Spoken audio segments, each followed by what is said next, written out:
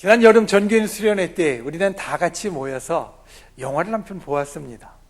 철로 역정이라는 우리 기독교의 고전을 영화로 만든 그것을 보고 또 그 시간 이후에 우리 부목사님들과 전도사님들이 그 철로 역정에 나오는 그러한 이야기들을 자기가 경험한 것 가지고 또 자기가 느꼈던 것 가지고 함께 나누었던 시간이 우리에게 참 은혜의 시간이었던 것을 기억을 합니다.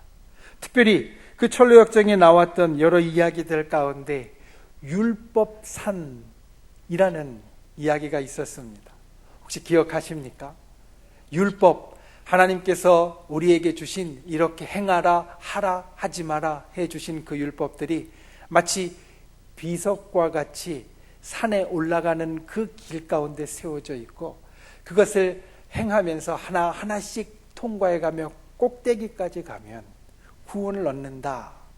이것이 율법산이라고 나오는 그 철로역정의 내용이고, 그리고 철로역정의 주인공인 크리스찬 기독인이 그 율법산에 가서 율법을 행하면서 자기가 완전해지면서 그리고 자기가 그 모든 것들을 지키면서 구원을 얻으려고 하지만 걸리고 또 부딪히고 뒤로 구르고 결국은 그 산에 올라가지 못하는 것.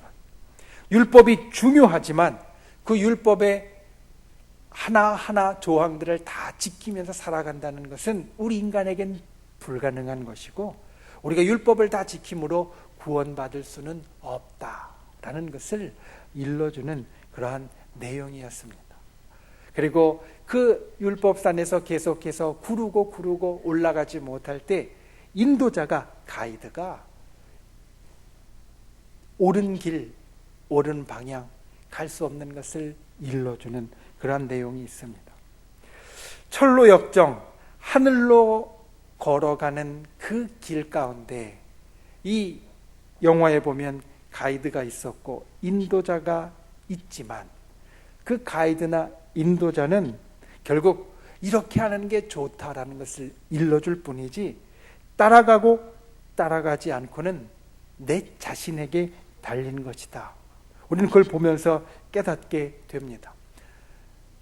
인도자가, 가이드가 이렇게 하는 것이 좋고 이 길이 편안하고 이것이 우리에게 이롭다라고 말을 하지만 그 결정을 해서 그 길로 직접 가고 가지 않고는 각자 우리에게 달려진 일이고 내 자신의 결정이 되어진다는 겁니다.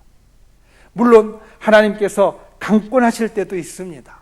내 결정과 상관없이 하나님께서 아주 강하게 때로는 억지로 끌고 가실 때도 있습니다. 그런데 이것은 아주 특별한 경우입니다. 신앙이 아주 좋은 사람들에게도 일생에 몇 번 있을까 말까 한 아주 특별한 경우지 일반적인 경우가 아닙니다. 일반적인 경우는 내가 결정해서 내가 가고 또는 내가 결정해서 내가 가지 않는 것입니다. 그 결정을 했을 때 그 당시에는 잘했는지 잘못했는지 알기가 쉽지 않습니다. 아까 말씀드린 대로 율법산에 가는 것은 옳지 않은 일이라고 이야기를 들었어도 기독인이 크리스찬이 율법산에 가기 시작했는데 그 율법산에 올라가는 것이 잘한 결정인지 잘못한 결정인지 그 당시에는 잘 알지 못합니다. 그런데 시간이 흐르면 분명히 알 수 있게 됩니다. 잘한 결정이면 분명히 그 산을 끝까지 올라갈 수 있게 될 것이고 잘못한 결정이면 우리가 보는 것 같이 가다가 부딪히고 가다가 넘어지고 가다가 굴러서 다시 제자리로 돌아올 수밖에 없게 된다는 겁니다. 우리가 신앙생활을 하면서 이 땅에 하나님의 백성으로 살아가면서 내리는 결정들도 마찬가지입니다. 그 당시에는 잘 모릅니다. 그런데 시간이 지나면 알게 됩니다. 그리고 어떨 때는 여기 하나님의 인도하심이 분명히 있다는 것을 깨닫게 됩니다. 여러분에게는 이렇게 따라갈 인도자, 이렇게 따라갈 가이드가 있으십니까? 없으십니까? 우리에게는 이런 가이드가 있습니다. 인도자가 있습니다. 그것은 무엇이냐면 바로 하나님의 말씀입니다. 하나님의 말씀이 우리들에게 주어진 것은 우리에게 여러 가지 하나님의 일들을 이루기 위함인데 그 가운데 제일 중요한 것 하나가 바로 우리의 삶에 교훈을 주고 우리의 삶을 가야 할 마땅한 곳으로 잘 인도하는 가이드의 역할을 하기 위함이라는 겁니다. 9월에 우리가 암송하는 말씀 역시 우리의 삶의 가이드입니다. 우리가 조금 전에 암송했던 그 말씀, 여러분 오늘이 첫날이지만 아마도 미리 그 말씀을 익숙하게 암송하신 분들이 있을 겁니다. 이 말씀입니다. 온유한 자들은 땅을 차지하며 풍성한 화평으로 즐거워하리로다. 시편 37편 11절의 이 말씀, 여러분 이 말씀은 우리를 어디로 인도하고 있습니까? 그 말씀에서 이야기하는 것, 온유한 자들은 땅을 차지하며 풍성한 화평으로 즐거워하리로다. 이 말씀이 우리를 인도하는 것은 바로 하나님의 축복의 길입니다. 땅을 차지하는 것과 즐거움을 갖는 삶. 땅이라는 것은 사실 우리의 삶의 아주 기본입니다. 우리가 땅인 흙에서 왔고 흙으로 갈 뿐만 아니라 땅을 딛고 살아가고 있고, 그리고 고래로부터 옛날로부터 땅을 갖기 원하는 것은 사람의 기본적인 욕망이었습니다. 땅을 갖기를 원하는 건 사람의 기본적인 소망이었습니다. 이 땅을 갖기 원하는 소원이 충족되어지는 것은 하나님의 축복의 역사입니다. 사실 성경에서 땅은 또 다른 의미도 가지고 있습니다. 그것은 무엇이냐면 바로 하나님의 영역, 하나님의 통치라는 뜻입니다. 성경에서 땅은 그냥 우리가 딛고 살아가는 어떤 공간만을 말하는 것이 아니라 그 공간이 하나님의 통치 영역 가운데 있고 하나님께서 이루시는 일들로 가득 차 있다라는 것을 말합니다. 그러니 하나님의 통치가, 하나님의 영역이 나의 것이 된다면 좋은 일입니까? 나쁜 일입니까? 사람들이 갖기 원하는 땅이 내 소유가 된다면 좋은 일입니까? 나쁜 일입니까? 그리고 또 즐거움이 내 삶에 나타나게 된다면, 슬프고 힘들고 어려운 것이 아니라 즐거움이 내 삶에 나타나게 된다면 분명히 좋은 일입니다. 축복입니다. 그래서 우리가 암송하는 이 말씀, 온유한 자들은 땅을 차지하며 풍성한 화평으로 즐거워하리로다, 이 말씀은 우리에게 축복의 길로 인도하는 말씀입니다. 가이드입니다. 이것을 따를 것인지 따르지 않을 것인지 우리에게 달려 있습니다. 하지만 우리의 신앙의 선조는 시편 37편을 기록한 다윗과 또 우리의 신앙의 선조는 이것이 우리의 삶에 정말 중요한 일이라고 말합니다. 우리가 이 한 달 말씀을 암송할 때마다, 이 말씀을 가까이 할 때마다 이 말씀을 나의 것으로 삼고 내가 결정하고 따라가는 놀라운 은혜, 그리고 이 말씀이 우리에게 약속하고 있는 축복을 누리는 저와 여러분이 되실 수 있기를 예수님의 이름으로 축원을 드립니다. 첫 번째 기억해야 될 것은 이것입니다.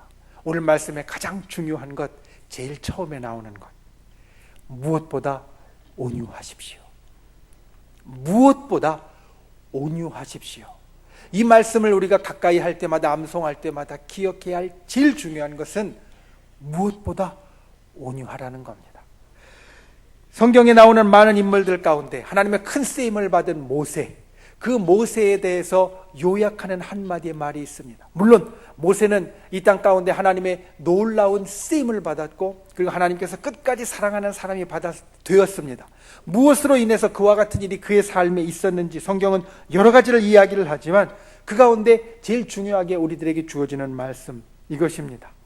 그의 온유함이 지면의 모든 사람보다 더하였다. 예전의 개역 성경은 승하였다라고 나왔던 이 말씀, 모세가 세상에 있는 어떤 사람들보다 온유하기 때문에 하나님께서 끝까지 그를 붙잡아 주셨고, 하나님께서 놀랍게 그를 사용하셨고, 하나님께서 정말 좋은 길로 그를 인도하셨다라는 겁니다. 모세가 온유했기에 하나님의 사람이 되었고, 끝까지 쓰임받고 하나님께서 붙잡는 사람이 되었다라는 것, 이것은 우리에게 아주 중요한 것을 가르쳐 줍니다. 인생을 길게 보면 확실한 것은 온유한 사람이 이긴다라는 겁니다. 짧게 보면 목소리 큰 사람이 이길 수 있습니다. 짧게 보면 불같이 화내는 사람이 이길 수 있습니다. 그런데 길게 보면, 인생을 길게 보면 분명히 온유한 사람이 이기게 됩니다. 예수님의 이 땅에서의 마지막 순간 우리들에게 그것을 잘 보여줍니다. 대제사장의 군사들과 로마의 병정들이 겟세마네 동산에서 기도하셨던 예수님을 붙잡으러 오셨을 때 불같이 화낸 사람이 있었고 그 화낸 걸 말리는 사람이 있었습니다. 불같이 화낸 사람은 예수님의 수제자였던 베드로였고, 그래서 그는 너희가 감히 예수님을 붙잡으러 하냐고 칼을 빼어들고 대제사장의 종인, 대제사장의 병사 중에 한 사람이었던 말고의 귀를 잘라버렸고, 그리고 예수님은 그걸 말리면서 그 잘린 귀를 다시 붙여주셨습니다. 한 사람은 불같이 화를 냈고 또 한 사람은 그것을 말리면서 온유하셨습니다. 물론 거기에는 이 베드로와 예수님뿐만 아니라 자기들이 원하는 계획으로 힘으로 그것을 만들어 가려고 했던 대제사장, 유대의 지도자들과 로마의 지도자들이 있었습니다. 짧게 보면 그들이 이긴 것 같았습니다. 힘을 쓰는 사람들이 이긴 것 같았습니다. 예수님 십자가에서 돌아가셨습니다. 그런데 길게 보면 어떻게 됩니까? 누가 이겼습니까? 예수님이 이기셨습니다. 온유하고 모든 것을 당하는 것 같으셨지만 결국 이기신 분은 예수님이셨습니다.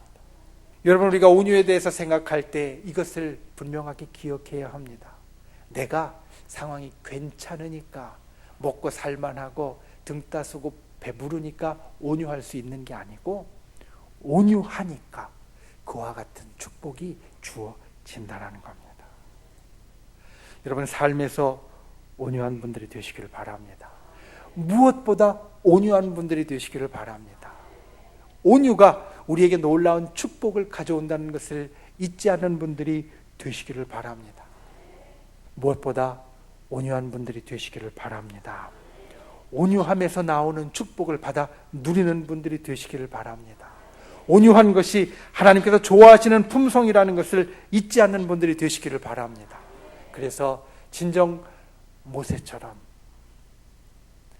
지면에 있는 어떤 사람보다도 더 온유하다라고, 하나님께 평을 받을 수 있는, 하나님의 음성을 들을 수 있는 저 여러분이 되실 수 있기를 예수님의 이름으로 축원을 드립니다. 두 번째, 풍성한 화평을 더해야 됩니다. 온유함이 축복을 가져온다라고 말씀드렸습니다. 온유함이 땅을 차지하게 하는 하나님의 놀라운 복을 우리들에게 준다라고 말씀드렸습니다. 그것만으로도 좋습니다. 그런데 거기에 더 더해지는 것이 있습니다. 그것은 무엇이냐면 풍성한 화평입니다. 화평이라는 것은 화목하고 평안한 것을 말합니다. 그런데 무엇이 화목하고 무엇이 평안한지 이야기해 보라라고 하면 말하기가 쉽지 않습니다. 또는 반대로 내 마음이 평안하고 내 마음이 화목합니까? 라고 이야기하면 그런가 아닌가 알아보기가 쉽지 않습니다. 이렇게 무언가 내가 생각할 때 그게 분명하게 잡히지 않으면 때로는 뒤집어 보는 것이 도움이 됩니다. 내가 화목하고 평안한지는 잘 몰라도 이걸 뒤집어 보아서 화목한 것의 반대, 불화한 겁니다. 싸움이 있는 겁니다. 그리고 평안한 것의 반대, 불안한 겁니다. 이것으로 바꾸면 우리가 금방 알 수 있습니다. 지금 내가 싸우고 불화한지 아니면 지금 내가 불안한지, 이것에 대해서는 그렇다 아니다 대답하는 것이 화목합니까? 평안합니까? 라고 묻는 물음에 대답하는 것보다 훨씬 더 쉽다라는 겁니다. 내가 온유한 사람인지, 내가 아직 온유함이 좀 덜 된 사람인지 내가 나를 볼 때 알기는 쉽지 않습니다. 그런데 내가 온유한 사람인지 아직은 부족한 사람인지 판단하는 분명한 기준 중에 하나는 바로 이것입니다. 온유한 사람에게는 풍성한 화평이 있다고 했는데 내 주위에, 내가 있는 주위에 사람들이 화목하고 평안함을 누리는지 아니면 내가 있는 주위의 사람들이 싸우고 불안한지, 이걸 보면 내가 온유한 사람인지 내가 아직은 좀 부족한 사람인지 알 수 있다는 겁니다. 여러분 어떻습니까? 여러분 온유한 사람입니까? 아니면 아직 온유함이 좀 많이 부족한 사람입니까? 내 주위에 화목하고 평안함이 있습니까? 아니면 내 주위에 내가 가는 곳마다 왠지 사람들이 불안해하고 왠지 사람들이 서로 불화하고 싸우게 됩니까? 내가 온유한 사람이라면 내가 가는 곳에 화평이 있을 겁니다. 화목하고 평안함이 있을 겁니다. 물론 어떤 사람은 이것이 개인적인 성격 차이라고 말할 수도 있습니다. 나는 원래 성격이 그래서 내가 가는 곳에 사람들이 조금 불안해하지 내가 온유하지 못한 게 아니라고 말할 수도 있을 겁니다. 그런데 그렇게 이야기하기에는 오늘 말씀이 걸립니다. 온유함이 축복의 근거이고 하나님이 좋아하시는 성품이며 온유함에는 화평이 더해진다라는 오늘 말씀. 이 말씀이 내가 그냥 내 개성이고 내 특징이라고 이야기하기에는 걸리게 된다라는 겁니다.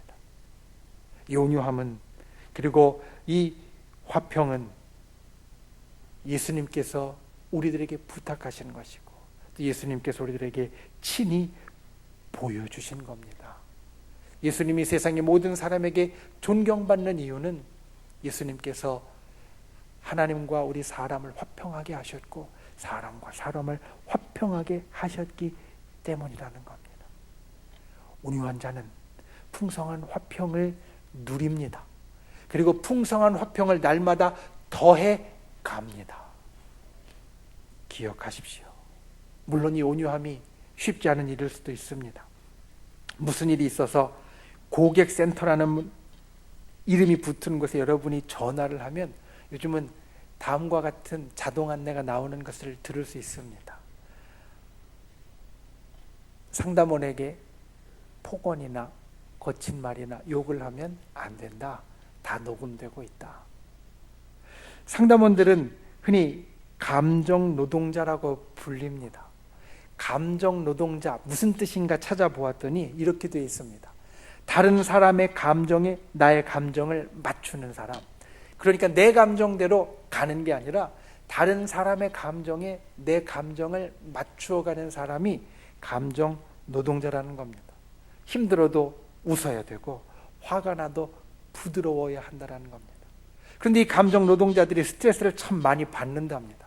내 마음의 감정하고 다르게 해야 되니까 상대방의 감정에 맞춰주어야 하니까 스트레스가 참 많아서 아주 힘든 직업이라고 합니다. 온유함을 생각할 때 이것을 한번 비추어 보았습니다. 나는 본래 온유하지 못한데 온유하려고 하면 목사님은 스트레스예요. 마치 감정 노동자가 내 감정하고 상관없이 상대방의 감정에 맞추다 보면 스트레스가 많은 것 같이 나의 삶의 자리에서 온유하려고 노력하면 그게 스트레스예요. 그래서 힘들어요. 화평을 만드는 것 어려워요. 우리가 이렇게 생각할 수 있습니다. 그런데 시편 37편의 기자가 바로 그 이야기를 하고 있습니다. 우리가 지금 시편 37편 11절의 말씀, 그러나 온유한 자들은 땅을 차지하며 풍성한 화평으로 즐거워하리로다, 이 말씀을 보지만 이 말씀은 본래 어떤 상황에서 나왔냐면 시편 37편의 내용을 전체적으로 보면 우리가 알지 못하는 것을 깨닫게 됩니다. 시편 37편의 말씀은 하나님이 분명히 살아계시는데 세상은 왜 이 지경입니까? 라고 하나님 앞에 분노하는 기도입니다. 하나님이 분명히 살아계신데 악인들이 저렇게 행복하게 잘 사는 것 같이 보이고 의인들은 못 사는 것 같이 불행한 것 같이 보이는 게 도대체 어떻게 된 겁니까? 하나님이 분명히 살아계시는데 세상은 왜 이렇게 어지럽습니까? 나는 화가 납니다. 하나님 앞에 이렇게 이야기하는데 하나님께서 이렇게 말하는 겁니다. 온유한 자들은 땅을 차지하며 풍성한 화평으로 즐거워한다. 분노가 일어나는 상황이지만 그 가운데 온유한 것이 하나님의 축복의 약속이 있다는 겁니다. 그리고 그 온유에 대해서 말하면서 시편 37편은 믿음을 말합니다. 지금은 그런 것 같이 보이지만, 악한 사람들이 형통한 것 같이 보이지만, 그리고 하나님 앞에 분명히 하나님이 살아계신데 세상이 어지러운 것 같이 보이지만 분명히 제자리를 찾아갈 것이고 하나님의 섭리가 이 땅 가운데 이루어질 것이다. 이 믿음을 가지고 너는 끝까지 온유한 사람이 되라는 겁니다. 무슨 말씀입니까? 나는 본래 온유하지 않아서 힘들어요. 나는 본래 온유하지 않아서 온유하려고 하면 스트레스가 돼요. 이게 아니라 믿음을 가지고 있으면, 하나님을 믿고 의지하고 하나님께 의탁할 수 있으면 우리는 이 온유함을 우리들의 삶 가운데 날마다 크게 만들어갈 수 있다는 겁니다. 우리가 그 온유함 가운데 화평을 누리고 만들어갈 수 있다는 겁니다. 믿음을 갖는 분들이 되시기를 바랍니다. 믿음으로 온유함의 품성을 날마다 이루어가는 분들이 되시기를 바랍니다. 믿음으로 내 삶에 내 주위에 화평을 만들어가는 분들이 되시기를 바랍니다. 왜냐하면 이것은 하나님의 축복의 약속이 있기 때문입니다. 하나님의 뜻이 분명히 이루어질 것이라는 내 믿음의 고백이 되어지기 때문입니다. 이 약속의 소원을 품는 분들이 되시기를 바랍니다. 하루하루 온유함으로 풍성한 화평과 즐거움의 역사를 이루어가는 분들이 되시기를 바랍니다. 내가 가는 곳마다 내가 그와 같이 온유함으로 화평의 역사를 이루는 분들이 되시기를 바랍니다. 내 집이든 아니면 내 직장이든 아니면 우리가 함께 모인 이 교회든 우리가 풍성한 화평을 만들어갈 수 있는 하나님의 축복의 사람, 하나님께서 역사하시는 귀한 사람이 되실 수 있기를 예수님의 이름으로 축원을 드립니다. 말씀을 맺습니다. 온유에 대해서 혹자는 이렇게 말했습니다. 온유란 자기 자신을 이기는 힘에서부터 나온다. 무슨 이야기냐면 내 자신을 이기지 못하는 사람은 온유하기 어렵다라는 겁니다. 내 속에서 때로는 화가 일어나고 내 속에서 때로는 어려운 감정 그리고 힘든 감정들이 일어나는데 그 감정을 이기지 못하는 사람은 온유하기 어렵다라는 겁니다. 그리고 나를 이긴 사람은 온유하고 나를 이긴 사람은 또한 세상을 이겼을 때 여유가 있지만 나를 이기지 못한 사람은 항상 불안하고 나를 이기지 못한 사람은 세상을 이겨도 여유가 없다라고 말합니다. 나를 이긴 사람은 온유하고 나를 이긴 사람은 또한 세상을 이겼어도 여유가 넘치는 반면에 나를 이기지 못한 사람은 항상 불안하고 나를 이기지 못한 사람은 세상을 다 이겨도 여유가 없다라는 말. 나를 이긴 사람이 온유할 수 있다라는 이 말. 이것을 저와 여러분이 기억할 수 있기를 원합니다. 나를 이기고 세상을 이기는 사람이 누구냐면 온유한 사람입니다. 우리가 이 한 달 온유한 자들은 땅을 차지하며 풍성한 화평으로 즐거워할지로다, 즐거워하리로다, 이 말씀을 암송하고 가까이 하면서 우리의 마음 가운데 날마다 온유를 키우는 분들이 되시기를 바랍니다. 무엇보다 온유하려고 힘쓰는 분들이 되시기를 바랍니다. 거기에 하나님이 보여주신 축복의 길이 있다는 것을 기억하는 분들이 되시기를 바랍니다. 그리고 온유함으로 날마다 풍성한 화평을 더하는 분들이 되시기를 바랍니다. 예수님을 닮은 이 화평이 나의 즐거움이 되고 또 내 주위에 있는 사람들의 즐거움이 된다는 것을 기억하여서 어디에 가든지 화평의 역사를 만들어가는 복된 분들, 그리고 그로 인하여서 내가 먼저 즐거워지는 하나님의 사람이 되시기를 예수님의 이름으로 축원을 드립니다.